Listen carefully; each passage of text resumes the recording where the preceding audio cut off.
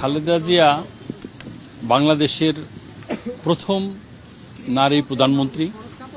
আমি সর্বাগ্রে তার আত্মার মাগফিরাত কামনা করি। আল্লাহ তাআলা তাকে জান্নাতবাসী করুক, আমিন। আমাদের এই স্বাধীনতার পরে অনেক প্রধানমন্ত্রী এসছেন, রাষ্ট্রপতি এসছেন, কিন্তু খালেদা জিয়ার একদম ব্যতিক্রম ধর্মী নেত্রী ছিলেন। ওনার ভিতরে কোনো হিংসা ছিল না। ওনাকে কেউ ক্রিটিসাইজ করলে উনি হাসি মুখে নিতেন। আমার যেটা আপনি বললেন, জিজ্ঞেস করছিলেন যে এমন কোনো ঘটনা আছে কিনা, আমি তখন বাংলাদেশ চেম্বারের ইন্ডাস্ট্রির প্রেসিডেন্ট, তো উনি প্রধানমন্ত্রী। তো উনি মিটিংয়ে সভাপতিত্ব করছেন মোর্শেদ খান সাহেব, তখন এটার পররাষ্ট্রমন্ত্রী। তো আমি মাননীয় প্রধানমন্ত্রীকে মিটিংয়ের ফরমাল মিটিংয়ে বলতেছিলাম, মাননীয় প্রধানমন্ত্রী, উত্তরবঙ্গে মানুষ অভাবের মধ্যে আলুর চাষ করে আলুর দাম পাচ্ছে না। তার আপনার ওই এলাকায় একটা মানুষ, একটা মহিলা আমি দেখলাম 2 টুকরা কাপড় পরে, তার একটা কাপড় কেনা সহজে। তার আপনার জনপ্রিয়তা কিন্তু কমে যাচ্ছে। উনি কিন্তু হেসে দিলেন। উনি হেসে দিয়ে বললেন যে আমার জনপ্রিয়তা কমছে কি বাড়ছে নির্বাচনে আসলে বুঝবেন। তো এই যে কোনো সিটিং প্রধানমন্ত্রীকে এইরকম কথা বলা আর তার উত্তর এইরকম দেওয়া, এটা আমি আর কারোর ভিতরে দেখিনি।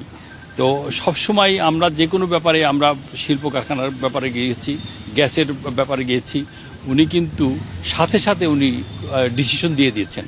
এটা ছিল ওনার একটা বিরাট গুণ। এবং আমরা কখনো ওনার কাছে অ্যাপয়েন্টমেন্ট পাইনি এরকম নাই। বিভিন্ন হরতাল, উনি যখন বিরোধী দলে ছিলেন, যখনই গেছি ওনার সাথে উনি আমাদেরকে ওই পরামর্শই দিতেন। আর উনি যখন প্রধানমন্ত্রী ছিলেন, আমাদের শিল্প কারখানার কিভাবে হতে পারে, কিভাবে কর্মসংস্থান হতে পারে, এবং উনি প্রথম প্রধানমন্ত্রী যিনি ভ্যাট ইম্পোজ করলেন। আজকে দেখেন জাতীয় রাজস্ব আয়ের প্রধান উৎসই হচ্ছে কিন্তু ভ্যাট, যেটা উনি করেছিলেন।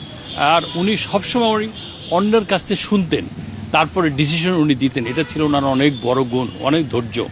আর সবচেয়ে বড় কথা হলো যে উনি প্রতিহিংসা পরায়ণ ছিল না।